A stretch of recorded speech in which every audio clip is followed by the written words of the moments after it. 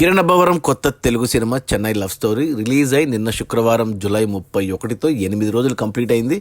ఈ 8 రోజుల gross collections చూస్తే ముందుగా తెలంగాణలో మేజర్గా హైదరాబాద్ నుంచి ఈ సినిమాకు 15 కోట్లు గ్రాస్ వస్తే, రాయలసీమ జిల్లాల నుంచి 5 కోట్లు, ఇక మిగిలిన ఆంధ్ర నుంచి 14 కోట్లు, అలా టోటల్గా తెలుగు రాష్ట్రాల్లో చెన్నై లవ్ స్టోరీ సినిమా 32 కోట్లు గ్రాస్ కలెక్ట్ చేస్తే, ఇక కర్ణాటక నుంచి 3 కోట్లు, ఇక ఓవర్సీస్ మేజర్గా నార్త్ అమెరికా నుంచి 5 కోట్లు, టోటల్గా 8 రోజుల్లో చెన్నై లవ్ స్టోరీ సినిమా 40 కోట్లు గ్రాస్ కలెక్ట్ చేసింది.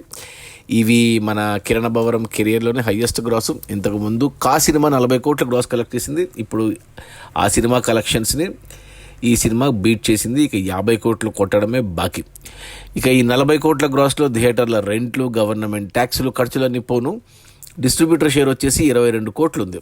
ఈ సినిమా బడ్జెట్ 30 కోట్లు అయితే 18 కోట్లకి ఓటీటీకి అమ్మారు, 15 కోట్లకి డిస్ట్రిబ్యూటర్లకు అమ్మారు. అంటే 33 కోట్లకి బిజినెస్ జరిగింది. 3 కోట్ల టేబుల్ ప్రాఫిట్తో సినిమా రిలీజ్ అయింది.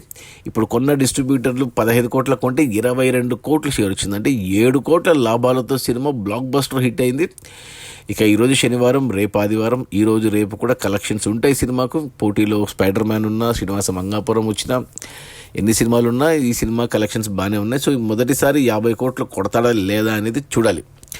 అది మన కిరణ్ అబ్బవరం కొత్త Telugu cinema Chennai love story. హీరోయిన్గా శ్రీ గౌరీ ప్రియ, తెలుగు అమ్మాయి, and music by Mani Sharma, and producer వచ్చేసి మన baby director Sai Rajesh, and baby producer SKN, and director కొత్త అతను రవి నింబూరి.